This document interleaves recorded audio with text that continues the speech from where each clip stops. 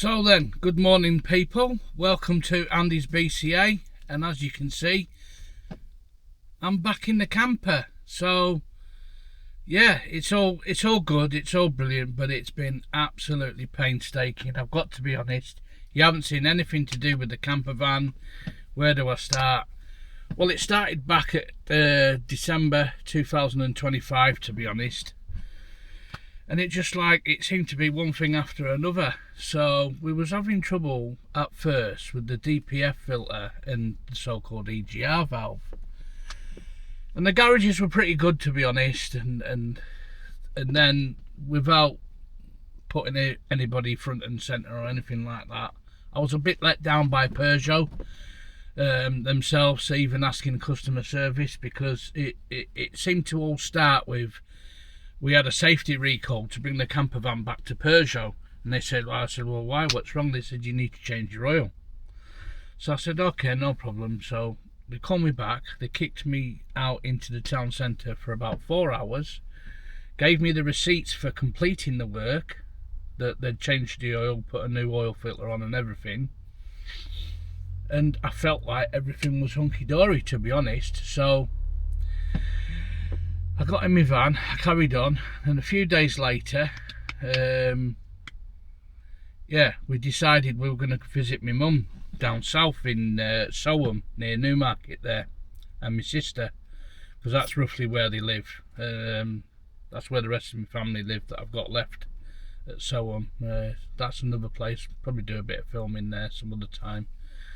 Anyway, moving on, because my bloody mind goes crazy and I'm just thinking from one thing to the next. So yeah, we set off and we went to in the camper, and then all of a sudden, light on dash, loss of power, please pull over. So we pulled over and we was level. We'd only been travelling an hour down Lim Services from Morecambe, because obviously you know that I live from Morecambe. So anyway, so we travelled an hour down the road, got level with Lim Services, the dials and all that lot start going, So anyway, so I just thought, we're pulling here, so Claudia, my wife, and I just said, come on, we're pulling here. So we ended up getting rescued by the RAC. They were okay, you know, there was a bit of a delay, but they got us an Uber back and then brought us the van back to Morecambe the next day. So thank you, RAC. You don't normally get some, people just slag them off all the time and that. And I tell you what, in times of rescuing, I was just gutted because I knew it was going to be expensive. So I really appreciate the RAC. I'm any rescue service or any help, I'll tell you something else. I know you'd be surprised in the camper van community how many nice people there are out there that do actually go out of their way and willing to help each other. So I was impressed with a few things. So we got rescued back and we took it straight back to the garage in Lancaster, who I call Chin Rubbers.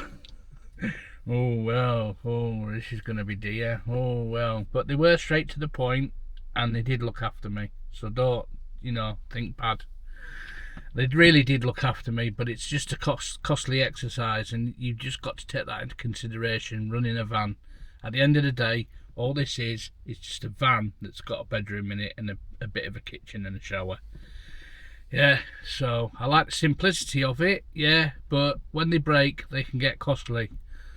So then, I don't think they were clean on cleaning the DPF out and all that lot, because it can turn you illegal. If you a lot of people go on about what do they call it when they go into is it chip it or scan it or something, where they can block your AdBlue out and your DPF and all them problems. Well, really, it's too risky. It's and apparently I've done a long read up on it, and that can alone just mess your engine up. Yeah, they're very fine, these blue diesel engines, very fine, but when they're working, they're excellent. You know what I mean? So anyway, it's just catch-22.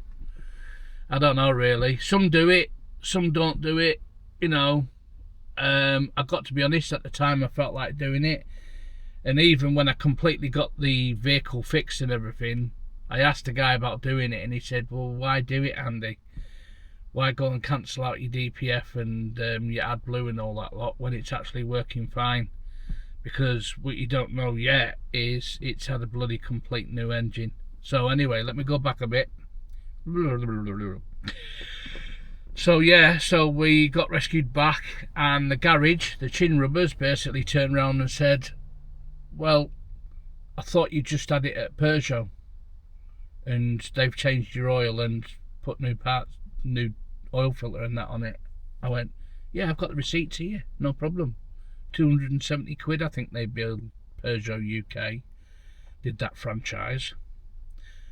Anyway, so I rang them. I got told off the garage, basically. I got told off the garage that, well, I'm surprised about that, Andy, because when you got the campervan fully serviced last time, it's got our Bosch parts on it, because we can use Bosch parts, and that's what our garage use. And it still had no genuine Peugeot oil filter or anything on it. It was their parts. So I was like, oh God. So I rang them, and when it's proving it at the end of the day, proving that they're at fault and they didn't do it. So they gave me all the jargon that they've disciplined the guy in the garage. They shouldn't have gave me receipts because they actually didn't do the job in the end. They measured the parameters. I don't know how you do this, by the way, but it did make me laugh. And I know I don't believe you. Don't believe you at all. Yeah. How do you measure the parameters of an oil thing to see whether it needs changing or not? Any mechanic would just take the filter off, dump the oil, sump plug back in, bit of oil in the oil filter, and then engine oil all back in. Would have done it all. Nobody ever questions the parameters of an oil thing. I mean, let alone they sent me into town for 4 hours and told me that had been completely done and everything was fine. But you can't prove that. So when my turbo went, obviously because the turbo is an oil-fed process of mechanical parts, yeah, straight away my turbo went. You can't prove. You got to go to court. You're talking £250 an hour for a solicitor, and they know this. They know all this. They just come out with some sub stories. I tell you what, if I was a rich person, I would have gone to court. You can do it on a private basis on what do they call it? It's not criminal proceedings. It's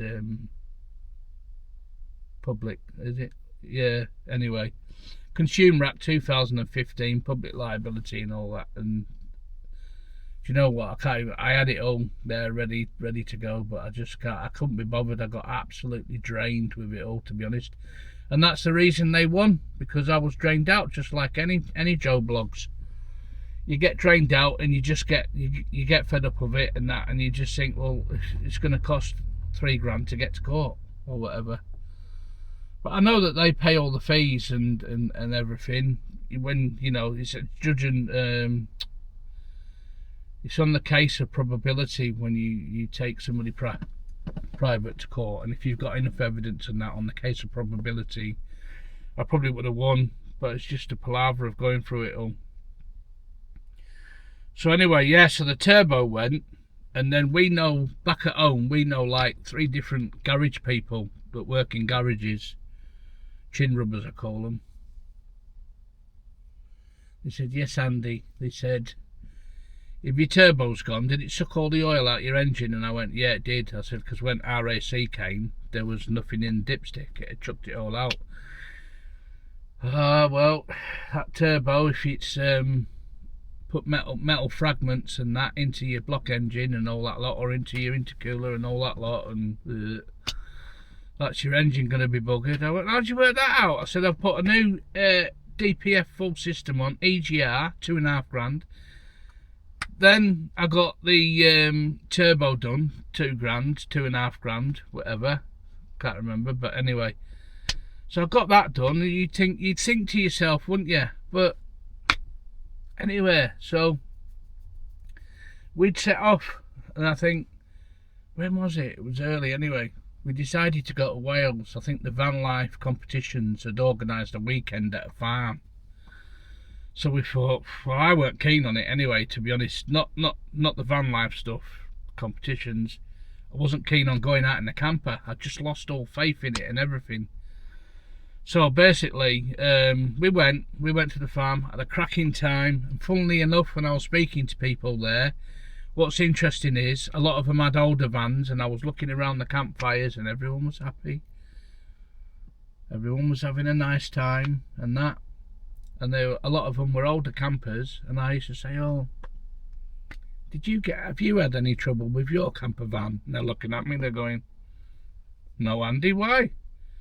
And it's just all these sensors and these DPF and these AdBlue stuff and all that lot. I tell you what, it's an absolute minefield, I tell you.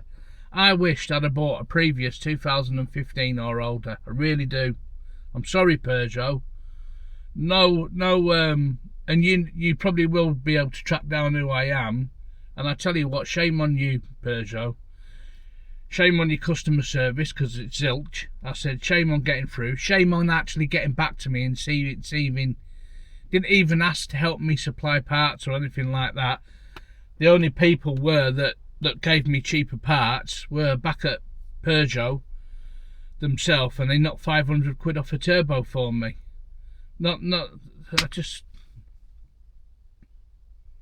I tell you what, I feel like I don't go anywhere, and it just spoils everything. And I'm only being honest, but you know, I'm just like. So anyway, I went back to another garage who I had some deep trust in, and the ladies at reception have been really nice to me. I've had quite a lot of work done there, and it's Westgate Services on Morecambe, White Lund. Trying to think of the guy's name, it's Mark Summit. Anyway, they're lovely people, and they have really helped me. And the minute I can do something good for them, I will do. So basically, I mean, I could see the sorry in their faces of all the stuff that I'd gone through with the camper and all that lot. And the garage at top of Lancaster, they didn't want to touch it, to be honest, because what Peugeot had done to me, they daren't touch it. They looked at it, told me what was wrong with it, and they said, if you're going to complain to Peugeot or you're going to court, which at that time I was going to go, they said, we can't touch it. You're better off not touching it. If you're going to go to court, do not touch the vehicle.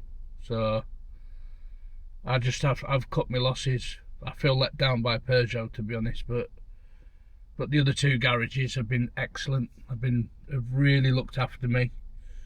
And if you want to know who they are, it's Albion Mills Garage at the top of Lancaster there. Really good. They knew everything.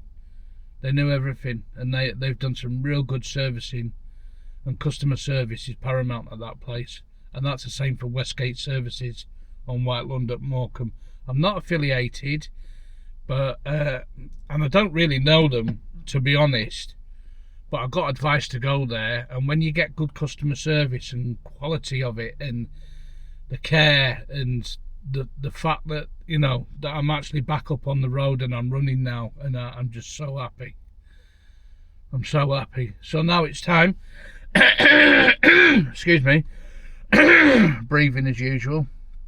So anyway, so now it's time to try and have a bit of fun, and with everything that's going on at the moment that's happened to me in the last 12-18 months, I've not been very well, to be honest, but I'm not going down that road. I'm not going to let it spoil anything, because everybody else is in the same boat as me. Anyway, right, moving on. So we're back. We're in the camper van. I've took off to Wales again, because I love Wales. I love the people. I love the little villages. And I need to find a Greggs for a sausage roll and a cheese and onion pasty. So I'm going to say goodbye for now, and I've got all the love in the world for you all. And don't forget, on my channel I do two things. I do an allotment. I should really separate it, really, shouldn't I, from each other. I should have one channel for the allotment and one channel for the camper van. I can't be bothered, to be honest. You know, it's too much too much like swapping from one channel to the other channel, to your social media. You know, I'd have like 2 lots of social media accounts for an allotment and one for the camper van. So I'm really sorry. I'm sticking to one. I'm just sticking to Andy's BCA. So we're going to stick to that.